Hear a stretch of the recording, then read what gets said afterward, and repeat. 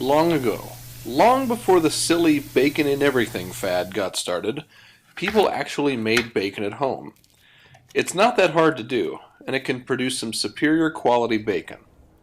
Making bacon at home isn't going to save you a lot of money, and it's probably not going to make anything any more healthy than what you get in the store, but it will be delicious. This video is going to show you how to cure a pork belly and then how to smoke it so that you have slab bacon. You're not going to learn how to use a smoker, and I'm not going to show how to make uncured or naturally cured bacon. There are two special ingredients that you'll need. The first is pork belly. I'm using a 3-pound slab that still has the skin attached. If you have trouble finding this, try asking a butcher, maybe a pork producer at a farmer's market, or go to an Asian grocery store that has a good meat department. As with anything, the better the quality, the better your bacon will be.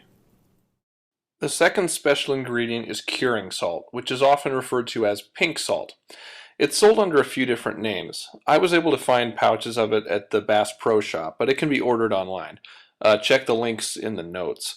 No matter which brand you have, it's going to be the same makeup. 93.75% salt and 6.25% sodium nitrite. I could make an entire video discussing the pros and cons of sodium nitrite, but the reason why it's put in this is because it kills the bacteria that can cause botulism, and then it also preserves that nice pink color, and it gives it a flavor and texture that you just can't get without using some sort of curing agent. Although the amount that actually goes into this recipe isn't much to be concerned about, there are some things you should know about the ingredient. First of all, that sodium nitrite part is toxic, and too much at once can be fatal. It's a powerful antioxidant.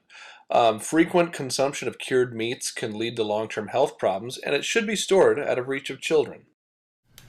I know this sounds like something you probably don't want to eat or even have in the house, but if we think about the facts that I gave about this product, they are eerily similar to another product that you might be familiar with. Beer!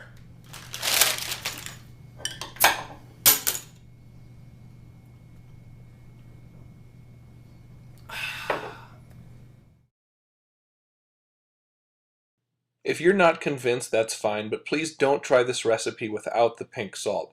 You'd have to cold smoke it, and I have no advice on how to do that. Stick to something you could get in a store. This uncured bacon from Trader Joe's is excellent. The recipe I'm going to show is inspired by the one in this book, which is a great resource if you're interested in learning how to make sausages or a variety of other old world meat preservation techniques. To cure this 3-pound slab of pork belly, I'm using 40 grams of kosher salt. I use Diamond Crystal kosher salt, so 40 grams is about 5 tablespoons. If you use Morton's kosher salt, you'll want to make it 3 tablespoons.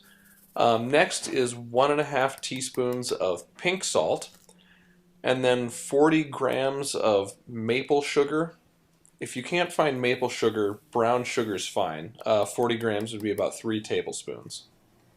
Beyond the salts and the sugar are where you add some extra flavor to the bacon. For this recipe I'm using 5 cloves of garlic and 4 whole jalapeños. It takes quite a bit to give any extra flavor to the bacon. The recipe in the book calls for, I think, a 1/4 cup of maple syrup, which is pretty good for breakfast bacon. You could also use black pepper, any herbs that you like. Basically, it's up to you. The pork belly goes in a gallon-sized zipper bag, then the cure mixture will be added to that, and it's good to really rub the mixture into both sides of the pork belly. Then the air needs to be squeezed out of the bag, and this will go into the refrigerator skin side down. The bag will need to get flipped every other day, and I'm starting on a Saturday, so it'll need to be flipped on...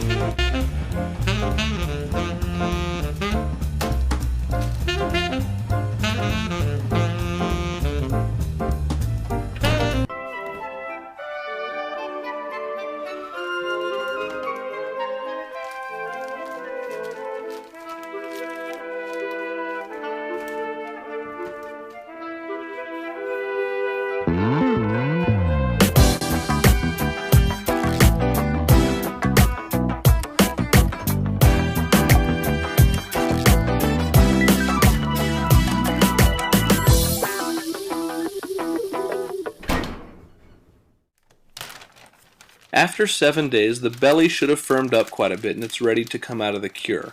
The seasoning should be rinsed off the surface, and this also takes care of a lot of the saltiness.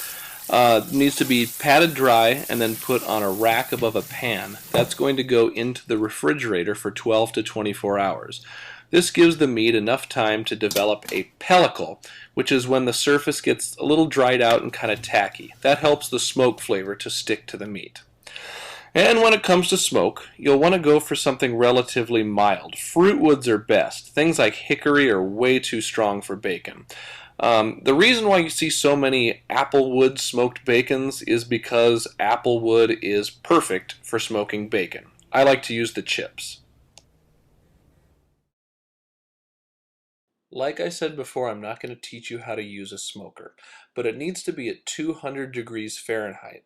The pork belly will go in there, skin side down, until it reaches an internal temperature of 150 degrees. Should take about 2.5 hours. This is my homemade smoker. It's a little goofy, but it gets the job done.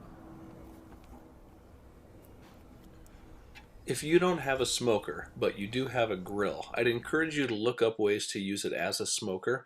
At the very least, you could put the pork belly in there and hit it with a lot of smoke for like 30 minutes or so at a low temperature. Then you can finish the pork belly in a 200-degree oven until it hits 150 degrees.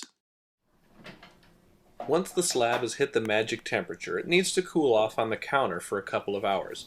But after 10 minutes, while it's still warm, you should remove the skin.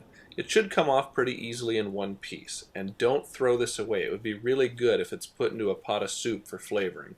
If it weren't so salty, I'd give it to the dog.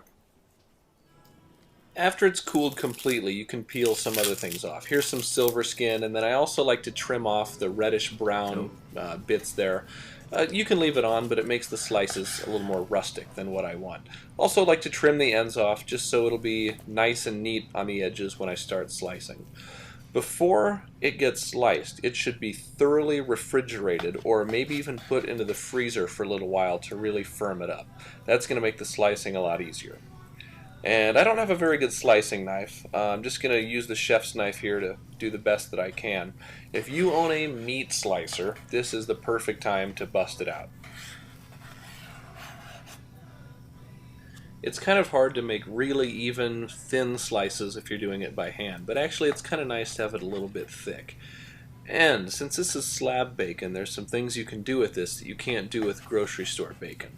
If you cut a nice thick piece like this, about 1/4 of an inch thick, then you can cut it into what's called lardons, which are perfect to use on salad.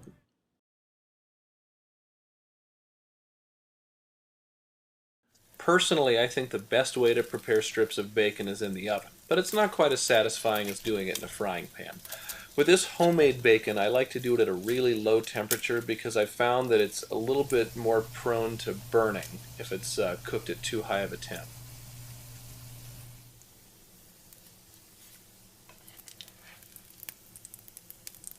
So yeah, there's some bacon.